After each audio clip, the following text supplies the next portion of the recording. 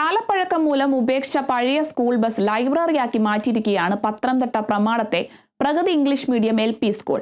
കുട്ടികളുടെ വായനാശീലം വർദ്ധിപ്പിക്കുക എന്ന ഉദ്ദേശത്തോടെയാണ് അധ്യാപകർ വ്യത്യസ്തമായ ലൈബ്രറി ഒരുക്കിയത്. പഴയ സ്കൂൾ ബസ്സിൽ ഒരുക്കിയ ലൈബ്രറിക്ക് എന്റെ കഥമുറി എന്നാണ് പേരിട്ടിരിക്കുന്നത്. വർഷങ്ങളോളം കുട്ടികളെ കൊണ്ടുവന്നിരുന്ന ബസ് തകരാറിലായിട്ടും വിട്ടുകളയാൻ സ്കൂൾ അധികൃതർക്ക് മനസ്സ് വന്നില്ല. വീണ്ടും നന്നാക്കാനാകില്ലെന്ന് ഉറപ്പായതോടെ അധ്യാപകരും വിദ്യാർത്ഥികളും ചേർന്ന് ബസ്സിലൊരു ലൈബ്രറി അങ്ങ് സെറ്റാക്കി.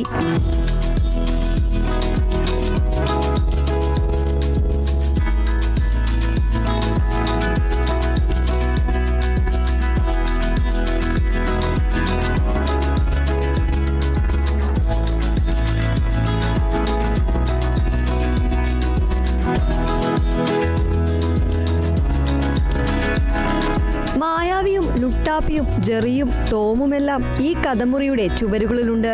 ക്ലാസ് മുറികളിലിരുന്ന് വായിച്ച കുട്ടികൾക്ക് വ്യത്യസ്തമായ അനുഭവം തന്നെയാണ് ഈ പുസ്തകവണ്ടി സമ്മാനിക്കുന്നത്. ഓരോ കുട്ടികളും പിറന്നാൾ ദിനത്തിൽ ഓരോ പുസ്തകം സമ്മാനിക്കും. ഇപ്പോൾ ഏകദേശം 500-ന് മുകളിൽ പുസ്തകങ്ങളുണ്ട് ഈ പുസ്തകവണ്ടിയിൽ. കുട്ടികളെ പുസ്തകങ്ങളുടെ വിശാലമായ ലോകത്തേക്ക് എത്തിക്കുന്നതിനും വായന രസകരമായ ഒരു അനുഭവമാക്കി മാറ്റുന്നതിനും വേണ്ടി നമ്മുടെ ഒരു പഴയ സ്കൂൾ വാഹനം ലൈബ്രറിയുടെ രൂപത്തിൽ ആക്കി എന്റെ കഥമുറി എന്ന പേരിട്ട് കുട്ടികൾ വായനശാലയായി ഉപയോഗിക്കുന്നു. ഇവിടെ ഏതാണ്ട് 500-ഓളം പുസ്തകങ്ങൾ ഇതിനുള്ളിൽ തന്നെയുണ്ട്. കുട്ടികൾ അവരുടെ ജന്മദിനത്തിൽ ബുക്സ് സ്കൂളിലേക്ക് ഡൊണേറ്റ് ചെയ്യാറുണ്ട്. ആ ബുക്കുകളും നമ്മുടെ സ്കൂളിലെ ബുക്സിന്റെ കളക്ഷനുമാണ് ഇവിടെ സൂക്ഷിച്ചിരിക്കുന്നത്. അമർ ചിത്രകഥകൾ മുതൽ ഇംഗ്ലീഷ് കവിതാ പുസ്തകങ്ങൾ വരെ ഇവിടെ ഈ കഥാമുറിയിലുണ്ട്.